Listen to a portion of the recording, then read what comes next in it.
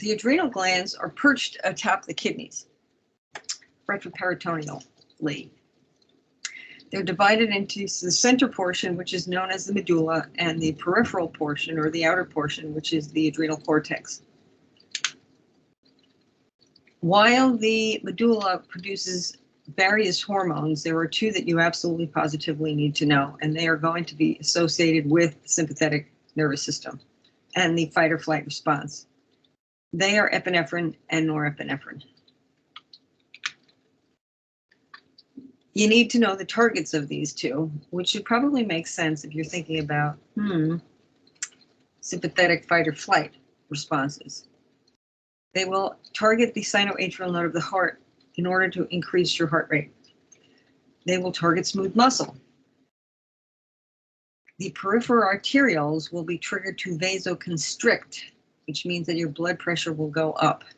If you have a smaller diameter tube carrying the same amount of fluid, pressure has to increase, and that's what's happening. They will trigger the terminal bronchioles in the lungs to bronchodilate, which means you can have a deeper or take deeper breaths, so they're going to increase the depth of breathing. They will trigger the diaphragm to increase its movement, its rate of contraction relaxation, increasing the rate of breathing. They will also raise blood glucose levels by increasing the amount of glycogen that is broken down, so you have glucose available to use if you need it. The cortex is the outermost portion, and there are three zones: the glomerulosa, the fasciculata, and the reticularis. And we're going to go over each of those hormones or sets of hormones. Aldosterone is going to target part of the nephron, which is the microscopic functional unit of the kidney, and specifically it will target the distal convoluted tubules. It will cause the increased retention of water and electrolytes, particularly sodium. Because the kidneys are triggered to increase retention of sodium, reabsorb more water, your blood pressure will be increased. So aldosterone is responsible for helping increase your blood pressure. Here's a suggestion. As we go through these hormones, there will be several that have similar functions, in other words, impacting blood pressure, and I would be able to tell the instructor, that would be me, what the hormone is and the action of that hormone.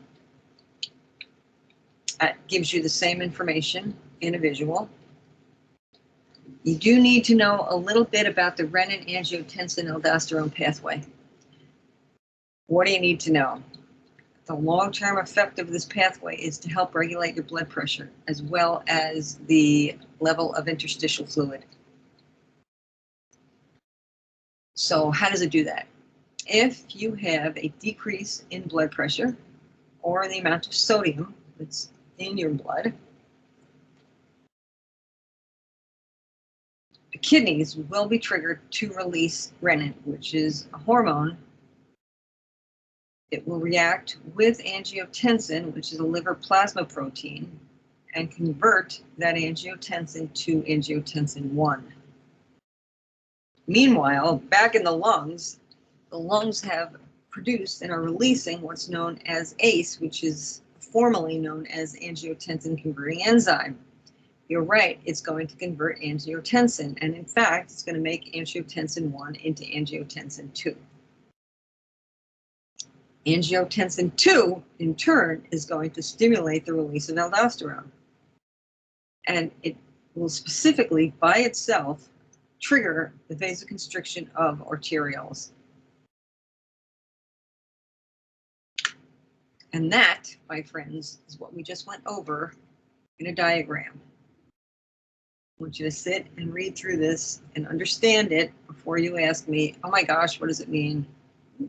How am I supposed to figure this out? Go back, read the previous slide, and then go through this diagram, and it will make sense. This is for more visual learners. And that is video that you can watch about the same thing. Now, cortisol. Under normal activities of daily living, ADLs, cortisol is a good thing. It's going to target all cell. It's going to be really important because it helps regulate glucose metabolism. It's going to promote gluconeogenesis, which is the production of glucose from non-carbohydrate sources. So it'll tell skeletal muscles, we need a few more amino acids, so release some, please. It will tell adipose cells, we need some more fatty acids, so you need to break down some of those triglycerides and release some of those fatty acid chains. It's going to regulate metabolism in that way. It will reduce inflammation. It helps you with the formation of your memories. It's going to also play a role in blood pressure control. And it will also reduce the response to pain. Please note, this is when you're going through your ADLs and you are not under stress and it's just sort of normal everyday functioning. Over the long term, however, if you are chronically stressed, you will have continually elevated cortisol levels, which are not good. Cortisol is released as part of the fight or flight sympathetic response. Take a look at those long-term effects and know 4 or 5 of them. None of them are good. So, more information about cortisol can be found in that video. I would watch that if I were you. Now, Addison's disease. That is going to be triggered by the under secretion of hormones of the adrenal cortex. And it's generally due to an autoimmune problem or can be due to a disease such as tuberculosis. And take a look at the symptoms. I want to bring your attention to the bronzing of the skin, the additional skin pigmentation. You can see a nice example of that in the image in the upper right corner. It looks like that person is tan, but they actually have bronzed skins thanks to Addison's disease. A zillion years ago, when John F. Kennedy was president, he was actually quite ill. He had severe back problems because he had his boat was PT, what was the name of what was the PT? I forgot the number, but his PT boat which was basically PT boats were just plywood, was sunk, and he had back problems because of that accident. In addition, he had Addisons disease. And while the press went along with it and made him look like he was healthy and active and was out playing with the Kennedy clan when they were out at Hyannis, playing tag football or sailing, or he was riding with his wife, Jackie Kennedy, they made him look like he was healthy, and he was not. He was actually very ill and had problems because of his back problems and because of Addison's. So why do we care about that? Geopolitically, it was a huge thing. The belief is that the Soviet Union was looking for any in or any weakness of the US. This was during the height of the Cold War. And had they known that Kennedy was that ill, the whole Cuban Missile Crisis might have had a completely different outcome, and we might have ended up under the Soviet flag and not stayed under the American flag. So the fact that he was as ill as he was with Addison's disease and back problems had some pretty important geopolitical ramifications. Gotta love it. Anatomy and physiology meets history. Now, whoops, gotta go here. Cushing's. Okay, so Cushing's syndrome, when you hear Cushing's syndrome, think extra cushioning because you're going to be putting on and retaining fat. Cushing's means you have a lot of something. Cushioning, you have a lot of something. So hyper secretion of adrenal cortex hormones, particularly cortisol.